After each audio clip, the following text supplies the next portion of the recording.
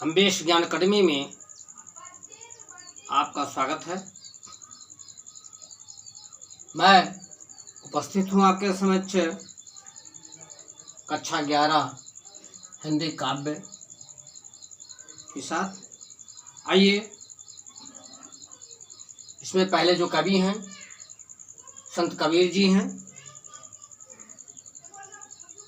और 1 से 5 दोहे तक मैं पढ़ा चुका हूँ। आज 6वें से शुरू करूँगा।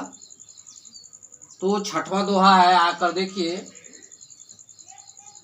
तू तू करता तू भया, मुझ में रहे न हूँ, बारी फेरी बल गई, जित देखो तित तू।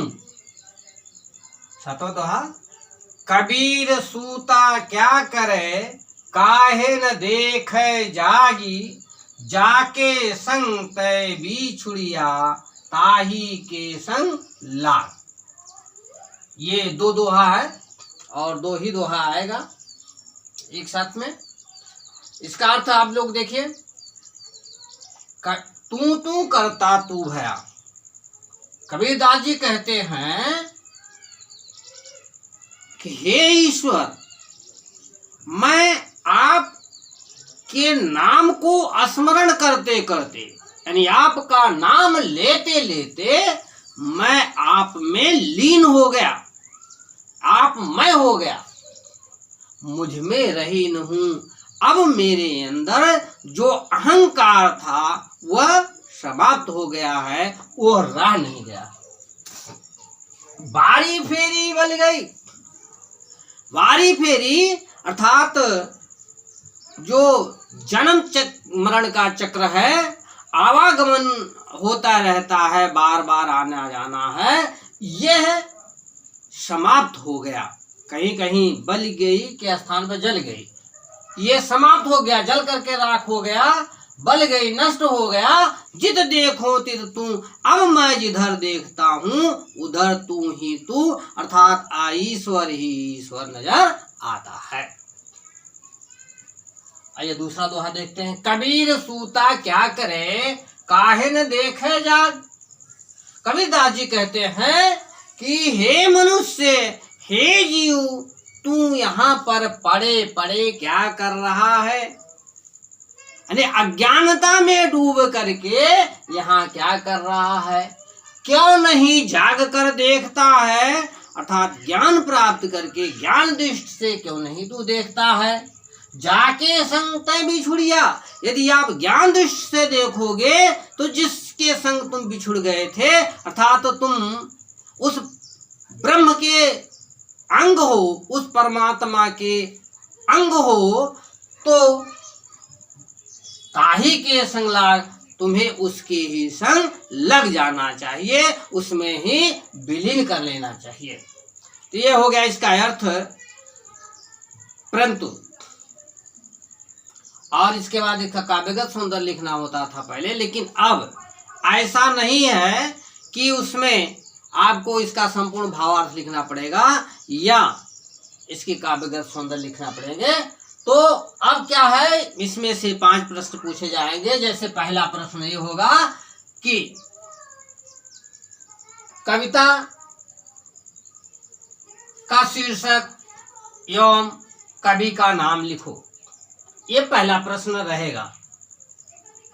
तो कविता का शीर्षक क्या होगा? कविता का शीर्षक होगा साखी और कवि का नाम होगा संत कबीरदास। जो दूसरा प्रश्न होगा, ये दूसरा प्रश्न इसमें से कुछ भी पूछा जा सकता है कि जीव क्या रटते रटते ब्रह्म में विलीन हो गया, ऐसा भी पूछा जा सकता है। तो जीव ईश्वर का नाम लेते लेते ब्रह्म में लीन हो गया। इसके बाद तीसरे नंबर पर जो आएगा, रेखांकित अंश की व्याख्या करो। तो इसमें भी कोई रेखांकित नहीं है। आइए इसमें से मैं पहला रेखांकित कर लेता हूं, और जब पहले को रेखांकित, पहले दोहे को कर लेता हूं, तो इसका मतलब वो एक भी लाइन कह सकते हैं या 2 लाइन कर सकते हैं। तो इसमें पुनः आप इसका भावार्थ लिखोगे जैसा कि मैं बता दिया हूं। अब 3 प्रश्न हो गए। चौथे नंबर पर पुनः इसमें से कोई एक प्रश्न किया जा सकता है।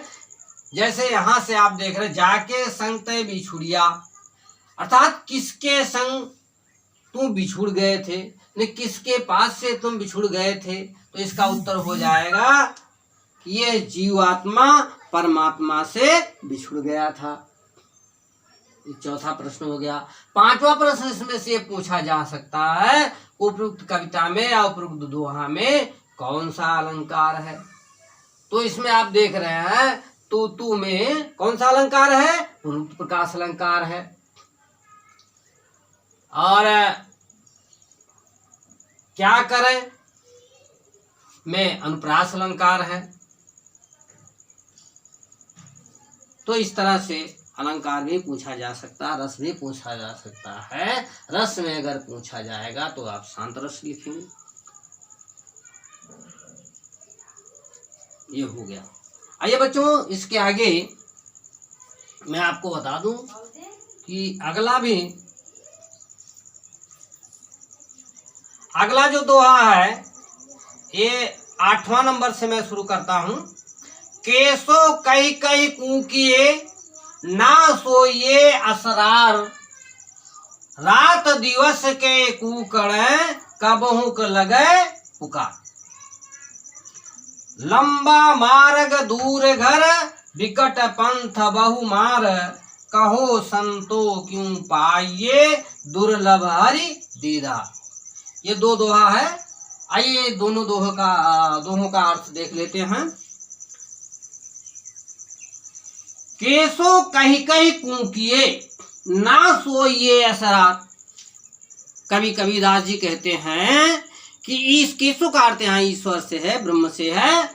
ईश्वर का नाम ले ले करके रटते रहिए, बोलते रहिए, इस तरह से अज्ञानता में मत पड़े रहिए। ना सोइए असरार, अज्ञानता में न पड़े रहिए। रात दिवस के कूकड़े, और इस तरह से जब रात दिन आप बोलते रहेंगे, ईश्वर का नाम स्मरण करते रहेंगे, उनका नाम भजते रहेंगे, तो कबहू लगे पुकार, कभी तो उसके पास तुम्हारी आवाज जाएगी, अर्थात तुम्हारी बात को सुनेंगे, तो तुम्हारी समस्या का हल करेंगे। आइए दूसरा दोहा। लंबा मार्ग दूर घर विकट पंथ बहु मार, कहो संतो क्यों पाइये दुर्लभ हरि दीदार। कवि कहते हैं कि ईश्वर तक पहुंचने के लिए, पर ब्रह्म परमेश्वर तक पहुंचने के लिए जो रास्ता है वो बहुत ही लंबा है। वो ईश्वर का घर बहुत दूर है। विकट पंथ, रास्ता जो है बहुत कठिन है। बहुमार, और बहुत प्रकार से मार है। काम, क्रोध, लोभ, मोह, ये सब क्या है, बहुत मार हैं जो मनुष्यों को भरमाते हैं। कहो संतो क्यों पाइये। कबीरदास जी कहते हैं, हे संतो, वह जो हरि का दीदार है, उसका जो दर्शन है, वह बहुत ही दुर्लभ है, उसे कैसे पाया जा सकता है। अर्थात हरि का दर्शन बड़ा ही दुर्लभ है, वह पाना बड़ा कठिन है। आइए इसमें भी देखते हैं। इसमें भी 5 प्रश्न पूछे जाएंगे और प्रत्येक प्रश्न 2 अंक का होगा। पहला प्रश्न वही होगा कि कविता का शीर्षक और लेखक का नाम बताओ। तो कविता का शीर्षक साकी है और लेखक का नाम कबीरदास। दूसरा प्रश्न यहां से बन सकता है, केसो कही कही कूकिए। कवि क्या कहकर पुकार करने की बात कहता है। तो यहाँ आएगा, कवि ईश्वर के नाम को भजने की बात कहता है, ईश्वर का नाम लेने की बात करता है। तीसरे प्रश्न में कोई भी लाइन रेखांकित किया जा सकता है और इस रेखांकित का आप लोग अर्थ लिखेंगे, जैसा कि हमने संपूर्ण का अर्थ बता दिया है। अब आइए अंतिम जो प्रश्न होगा, चौथा प्रश्न जो होगा, इसमें से कोई प्रश्न पूछा जा सकता है, जैसे किसका घर बहुत दूर है और वह मार्ग लंबा है। तो आप कहेंगे ईश्वर का घर बहुत दूर है और उसका रास्ता बहुत लंबा है। और पांचवें प्रश्न में यहां भी पूछा जा सकता है, उपरोक्त दोहे में या उपरोक्त कविता में कौन सा अलंकार है। तो आप देख रहे हैं केसो कहीं कहीं कूकिए, यहाँ केसो कहीं कहीं कूकिए में अनुप्रास अलंकार है और कहीं कहीं में पुनरुक्त प्रकाश अलंकार है। इस तरह से बच्चों ये समाप्त हुआ। पुनः अगले वीडियो में मिलेंगे। अच्छा लगा हो तो सब्सक्राइब करें, शेयर करें, लाइक करें और बेल आइकन की घंटी दबाना ना भूलें।